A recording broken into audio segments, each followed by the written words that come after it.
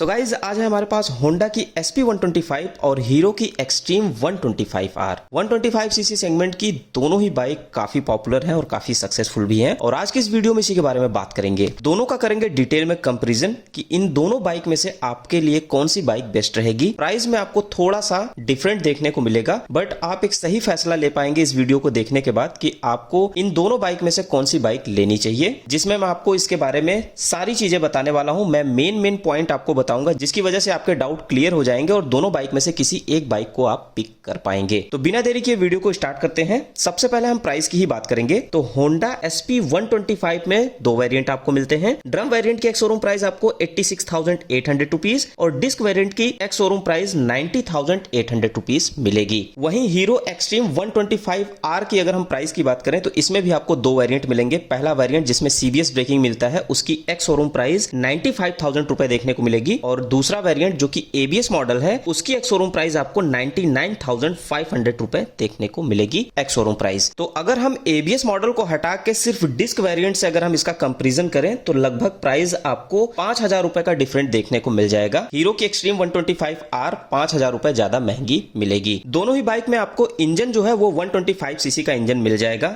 Air cooling engine रखा गया है, बट पावर और टॉर्क की बात करें तो होंडा की SP125 का मैक्स पावर आपको 10.87 PS का मिलेगा और मैक्सिमम टॉर्क आपको 10.9 न्यूटन मीटर का मिल जाएगा। वहीं एक्सट्रीम 125R के अगर हम पावर और टॉर्क की बात करें तो मैक्सिमम पावर एक्सट्रीम 125R का आपको 11.4 PS का मिल जाएगा और 10.5 न्यूटन मीटर का मैक्स टॉर्क मिल जाएगा। तो पावर और टॉर्क के अकॉर्डिंग अगर हम देखें तो एक्सट्रीम 125R में आपको पावर थोड़ी सी ज्यादा देखने को मिलती है, बट टॉर्क थोड़ा सा कम देखने को मिलेगा। तो हम कह सकते हैं कि SP125 का पावर थोड़ा सा जितना कम है एक्सट्रीम के मुकाबले, उतना ही टॉर्क आपको SP125 में ज्यादा मिल जाता है एक्सट्रीम के मुकाबले। अब अगर हम ब्रेकिंग की बात करें तो दोनों ही बाइक में आपको डिस्क ब्रेक मिल जाता है। दोनों ही बाइक में आपको 240 mm का डिस्क ब्रेक मिलेगा, बट अगर आप एक्सट्रीम 125R का ABS मॉडल लेते हैं तो उसमें डिस्क की साइज थोड़ी सी बड़ी हो जाती है। 276 mm डिस्क की साइज आपको मिलेगी और रियर में दोनों ही बाइक में आपको 130 mm का ड्रम ब्रेक मिलेगा। तो सेफ्टी फीचर्स की नजर से देखें तो एक्सट्रीम 125R में आपको ABS का एडवांटेज मिलेगा, बट उसके लिए आपको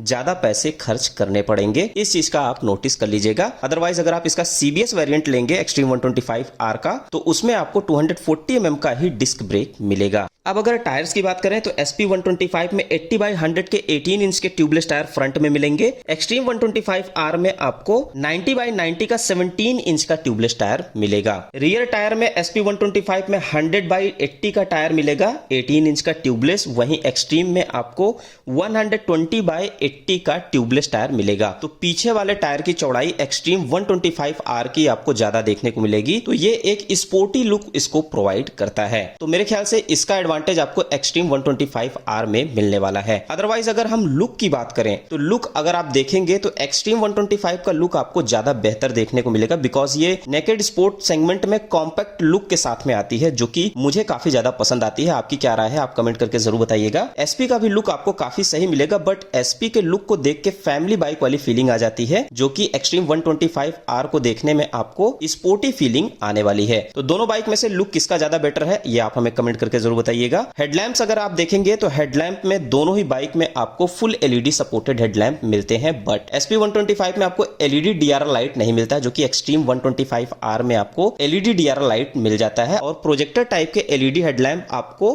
एक्सट्रीम 125R में देखने को मिलेंगे, जो कि SP125 में नहीं मिलता है। एक्सट्रीम 125R में आपको जो इंडिकेटर है वो भी LED ही देखने को मिलते हैं, तो ये काफी ज्यादा सही है एडवांटेज के तौर पे। एक्सट्रीम SP125 से थोड़ा सा ज्यादा बेहतर साबित हो जाती है, क्योंकि सारी लाइट इसमें आपको फुल LED सपोर्टेड ही देखने को मिलती है। दोनों की विजिबिलिटी आपको काफी बेहतर मिलेगी, बट एक्सट्रीम 125R की विजिबिलिटी आपको थोड़ी ज्यादा देखने को मिलेगी, क्योंकि इसमें LED प्रोजेक्टर हेडलैम्प्स मिल जाते हैं। फ्रंट के सस्पेंशन में SP125 में आपको हमेशा की तरह टेलीस्कोपिक सस्पेंशन मिलता है, बट एक्सट्रीम 125R में आपको कन्वेंशियल फॉर्क देखने को मिलेगा। सस्पेंशन क्वालिटी एक्सट्रीम 125R की ज्यादा आपको बेहतर मिल जाएगी। रियर सस्पेंशन में SP125 में hydraulic type 5 step adjustable suspension मिलेगा, जिसे 5 स्टेप तक आप एडजस्ट कर सकते हैं। और एक्सट्रीम 125 में आपको hydraulic shock absorber monoshock suspension मिलता है। तो रियर का सस्पेंशन आपको एक्सट्रीम 125R में आपको सिंगल सस्पेंशन देखने को मिलेगा, जो कि SP 125 में आपको नहीं मिलता है। तो ये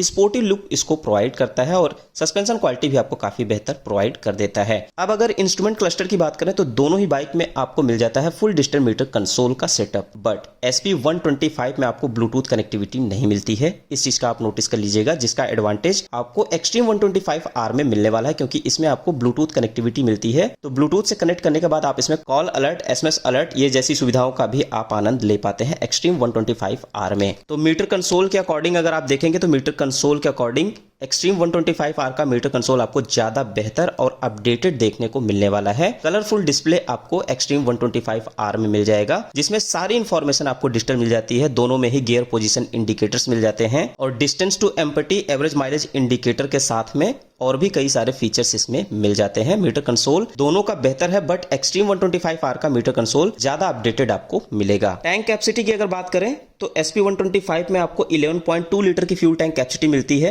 वहीं एक्सट्रीम 125 में आपको 10 लीटर की फ्यूल टैंक कैपेसिटी मिलेगी। दोनों ही बाइक में आपको फ्यूल इंजेक्शन सप्लाई सिस्टम मिल जाता है, FI सिस्टम मिलता है। तो फ्यूल इफिशियंसी दोनों ही बाइक की काफी बेहतर है। अहम सवाल जो होता है वो मैं आपको बता देता हूं कि दोनों बाइक में से किस बाइक का माइलेज आपको ज्यादा मिलेगा। जो रियल टाइम में होंडा SP माइलेज प्रोवाइड करती है वो आपको लगभग 65 to 70 तक का माइलेज आपको मिल जाएगा होंडा की SP 125 में, क्योंकि मेरे पास होंडा की SP 125 है BS6 फेज 2 मॉडल, जिसमें मैं लगभग 70 तक का माइलेज आसानी से ले पा रहा हूं। बट वहीं एक्सट्रीम के माइलेज की बात करें तो आप इस बाइक से 50 to 60 तक का माइलेज ले पाएंगे। तो माइलेज की नजर से अगर आप देखेंगे तो SP का माइलेज आपको काफी बेजोड़ देखने को मिलेगा। अदरवाइज सीट कंफर्ट वगैरह देखेंगे तो SP 125 में सिंगल सीट आपको मिलती है, एक्सट्रीम 125 में आपको स्प्लिट सीट मिल जाती है। तो ये इसके लुक को और ज्यादा इनहेंस कर देती है और ज्यादा स्पोर्टी लुक इसको प्रोवाइड कर देती है। दोनों बाइक का अगर हम ग्राउंड क्लियरेंस की बात करें तो SP 125 में आपको 160 mm का ग्राउंड क्लियरेंस मिलेगा,